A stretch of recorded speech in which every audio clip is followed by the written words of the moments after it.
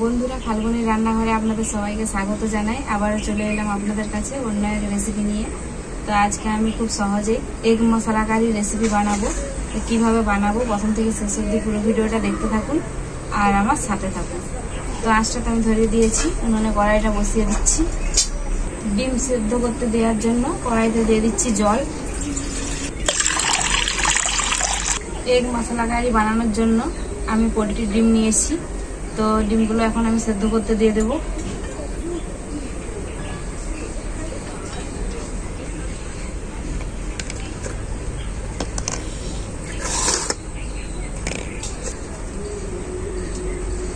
ঢাকা দিয়ে সেদ্ধ করতে দিয়ে দেব। ওইদিকে ডিমটা সেদ্ধ হতে থাক, এদিকে এগ মশলা কারি বানানোর জন্য এখানে আমি নিয়েছি টক দই, আর টক দইয়ে কিছু গুঁড়ো মশলা আমি অ্যাড করব। এর মধ্যে আমি দিয়ে দেব ধনে গুঁড়ো, জিরে গুঁড়ো, হলুদ গুঁড়ো, গোলমরিচের গুঁড়ো, কেশরি মেথি। এরপর সব মশলার সাথে আমি খুব ভালো করে এটাকে মাখিয়ে নেব। মশলাটা দেওয়ার আগে টক দইটা কিন্তু আমি খুব ভালো করে ফেটিয়ে নিয়েছিলাম।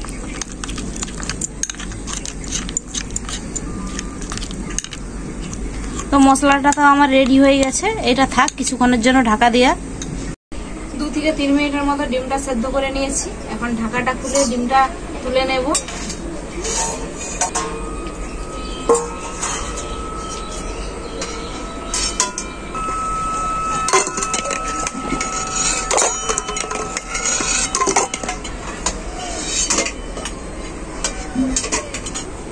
ডিমগুলো আমি এখন খোসা ছাড়িয়ে নেব। ডিমের খোসাগুলো আমি খুব ভালো করে ছাড়িয়ে নিয়েছি। কড়াইটা উনুনে বসিয়ে দিয়েছি। আবারও কড়াইতে দিয়ে দেবো সরষের তেল ডিমটা ভাজার জন্য। তেল খুব ভালোভাবে গরম হয়ে গেছে। তেলের মধ্যে দিয়ে দেবো লবণ,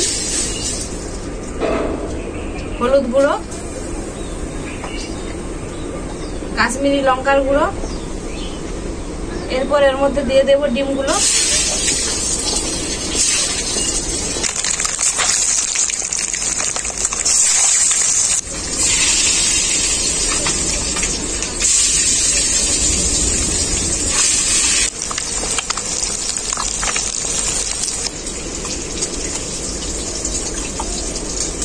ডিমগুলোর এক সাইডটা ভাজা হয়ে গেছে, আর এক সাইডটা পাল্টে দিচ্ছি। ডিমগুলোকে খুব ভালো করে ভেজে নিয়েছি, এখন তুলে নেব।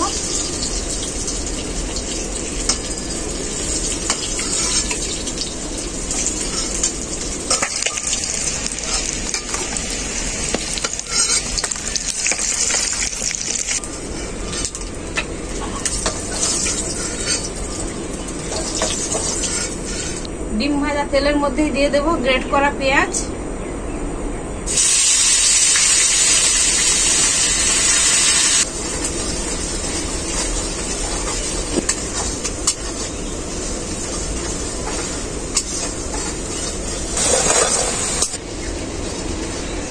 গ্রেট করা পেঁয়াজটাকে আমি খুব ভালো করে ভেজে নিয়েছি। এখন আমি এর মধ্যে দিয়ে দেবো আদা আর রসুন বাটা।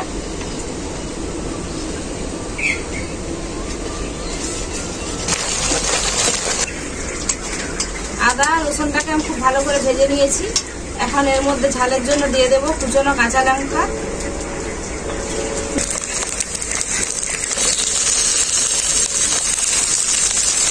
আর দেবো টমেটো কুচি।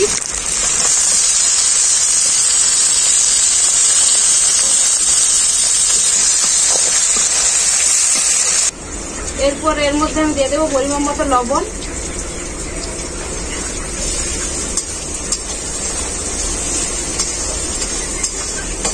এরপর এর মধ্যে দিয়ে দেবো এলাচ আর দারুচিনি।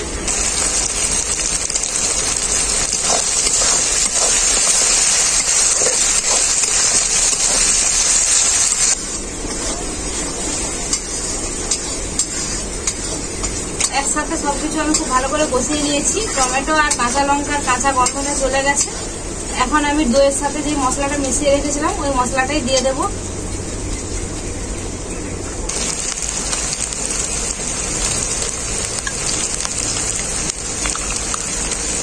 বাটির মধ্যে যে মশলাটা লেগেছিল, মশলাটা ধুয়ে মশলা জলটা আমি দিয়ে দিচ্ছি এর মধ্যে।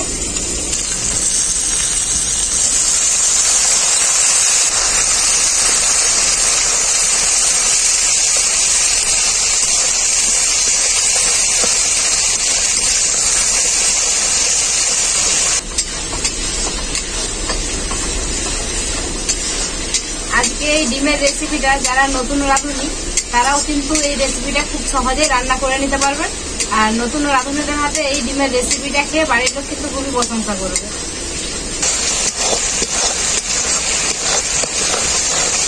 মশলাটাকে আমি খুব ভালো করে কষিয়ে নিয়েছি। এখন আমি মশলার মধ্যে দিয়ে দেব জল।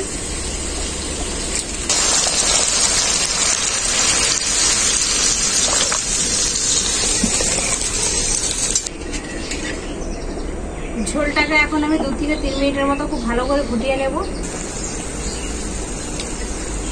2 থেকে 3 মিনিটের মতো ঝোলটাকে আমি খুব ভালো করে ফুটিয়ে নিয়েছি। এখন আমি এর মধ্যে দিয়ে দেবো স্বাদ মতো চিনি।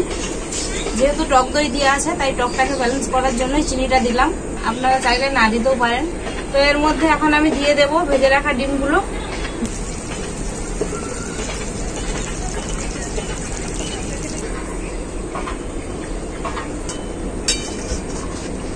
ডিমটা দেওয়ার পর আবারও আমি ঝোলটাকে খুব ভালো করে ফুটিয়ে নেব।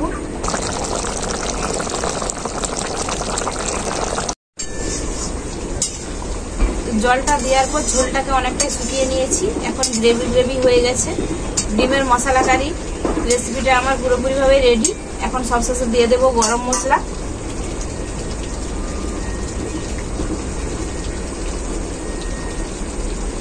আর দেব কুচনো ধনেপাতা। এখন আমি নামিয়ে নেব।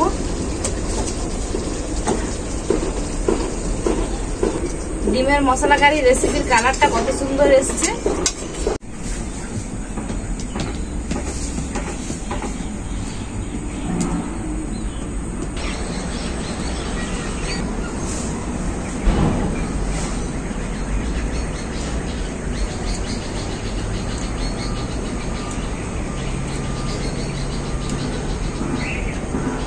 সত্যি ডিম মশলা কারি সহজ একটা রেসিপি, কিন্তু খেতে দারুণ।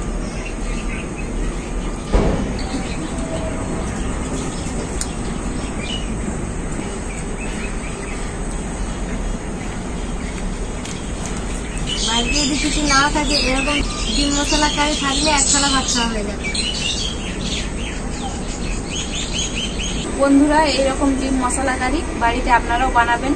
আর যারা যারা নতুন রাঁধুনি তাদের পক্ষেও এই ডিম মশলা কারি রেসিপিটা সহজই হবে রান্না করতে, আর খেতেও খুবই টেস্ট হয় এভাবে রান্না করলে। তা আপনারা এভাবে বাড়িতে বানিয়ে খেয়ে আমাকে কমেন্ট করে জানাবেন ডিম মশলা কারি রেসিপিটা কেমন হয়েছে। আর ভিডিও ভালো লাগলে লাইক, শেয়ার, সাবস্ক্রাইব অবশ্যই করবেন। প্রতিদিনের মতো আজকেও বলছি, আপনারা ভালো থাকবেন, সুস্থ থাকবেন, নিজেদের খেয়াল রাখবেন। আবার দেখা হবে পরবর্তী ভিডিওতে নতুন কোনো রেসিপি।